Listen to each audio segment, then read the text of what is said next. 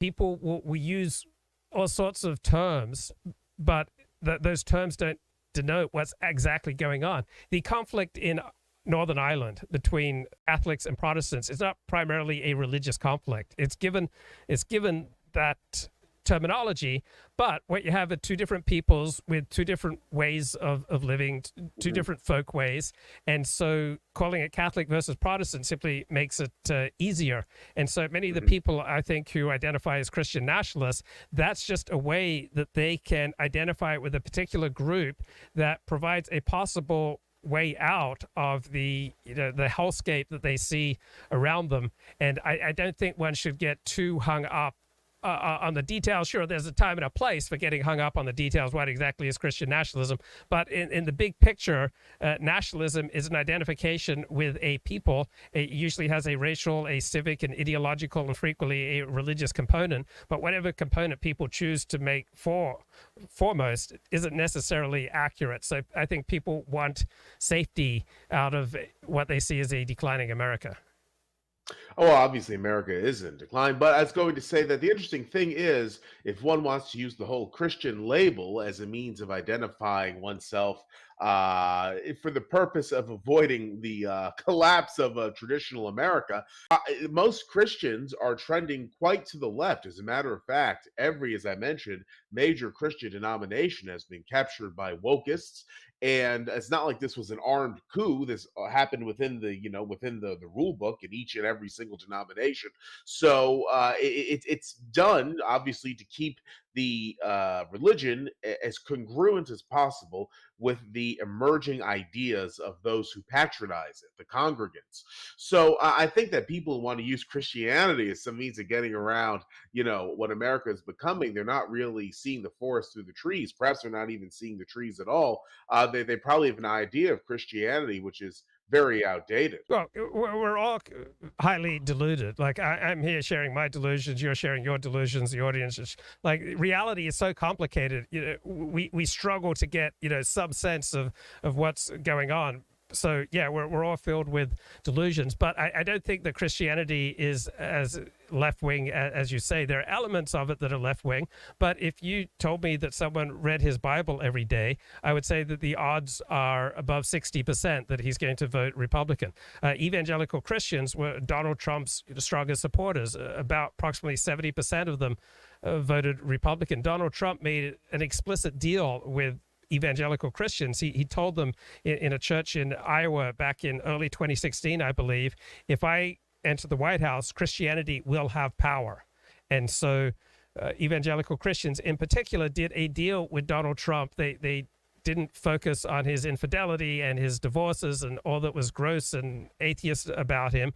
They focused on, this is a man who will give Christianity power, who appointed 3 Supreme Court justices to overturn Roe v. Wade, which is what many Christians like. This was a really big deal for them. So yeah, it's complicated, but there's nothing inherently left or right about Christianity. Christianity for millennia, for hundreds and hundreds of years, acted as a vehicle for racial nationalism and civic nationalism.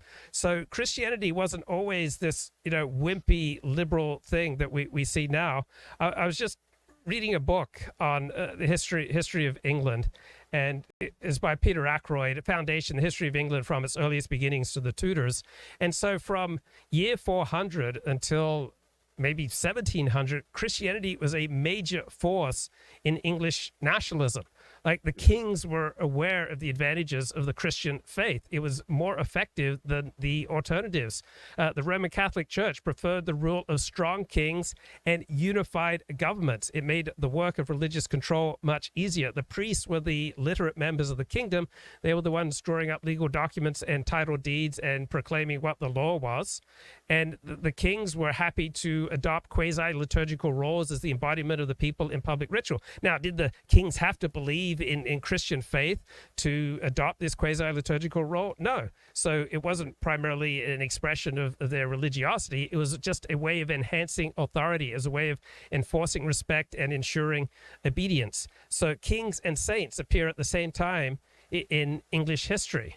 and they're part of the same team that is knitting together the various regions of the country into one nation. A single English church required a single English nation at this Correct. stage. And so Christianity has frequently been a force for nationalism, for racial nationalism. It's not like it's some inherent universalist, left wing, degraded thing. It's Christianity. The thing of it is, people can make out of it whatever they want because inherently it has very little substance. It is something that obviously is an offshoot of Judaism, synthesized with various other religious traditions that were popular in the Mediterranean during the Bronze Age, and over the not just over the years, over the generations, Christianity continues to change.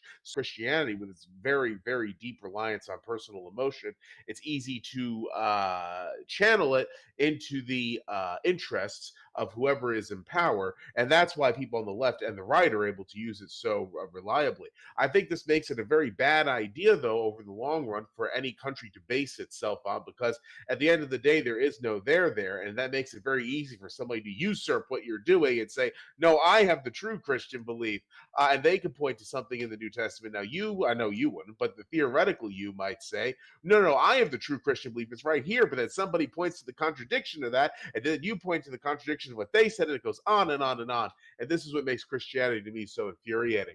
It's unique in that it's this substance free. But it's really, I think it's very bad for statecraft over the long run. There were iterations of it, as you said, that were very nationalistic, and they did work. But of course, they didn't last.